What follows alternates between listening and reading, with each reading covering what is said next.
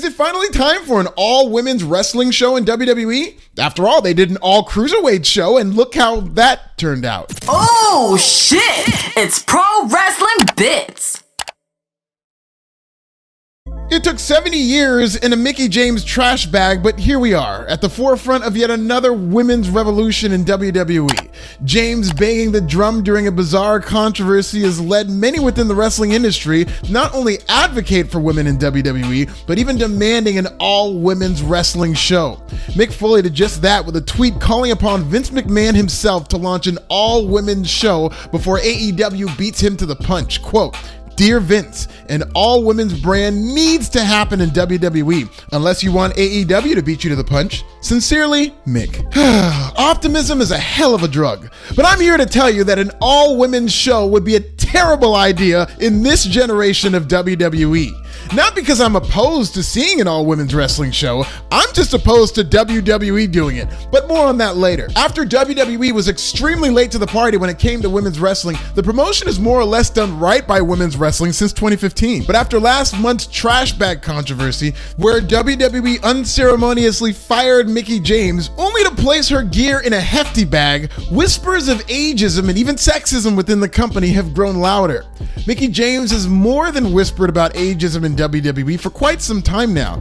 In fact, Mickie has been straight wildin' when it comes to her outspoken views about WWE's ageist approach to men and women, and honestly, she might be onto something. The median age of women on the WWE main roster is 32. The median age of men is 35. So far, so good, not too much of a difference, but a closer look reveals that WWE has just two 40-year-old women on its entire main roster. One on Raw, Shayna Baszler, who's 40, and one on SmackDown, and the resurgent 43-year-old Tamina. But the one 40-year-old per show rule certainly doesn't apply to men, as WWE features a whopping 15 40-year-old men on its roster, 6 of whom are champions. That's an entire indie promotion. Discrimination aside, I don't think the answer is to have the worldwide leader in disorganization then turn around and launch an all-women's show under an administration that has no idea how to write for women.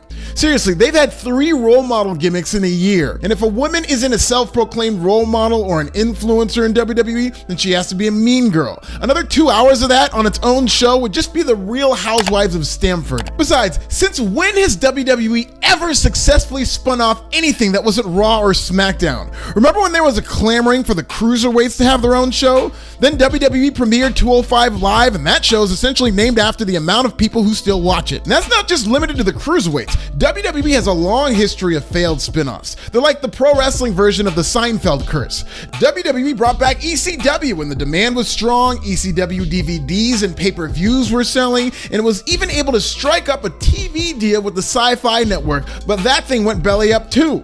Remember the WCW spin-off? Quick, name one champion on NXT UK not named Walter. WWE's basically a cemetery filled with failed spin-offs, and now you want to drag women into their own plot?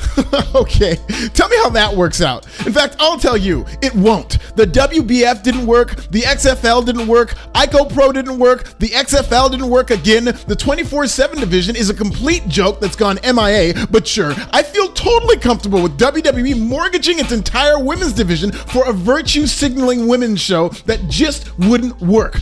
Or who knows, maybe a WWE all women's show would survive, stand the test of time, and become the next WWE main event. Is that what you want for women's wrestling? Don't play with me. Vince McMahon has shown time and again that unless your name is Raw, SmackDown, or Randy Orton, he won't hesitate to move on from anything once it starts to struggle.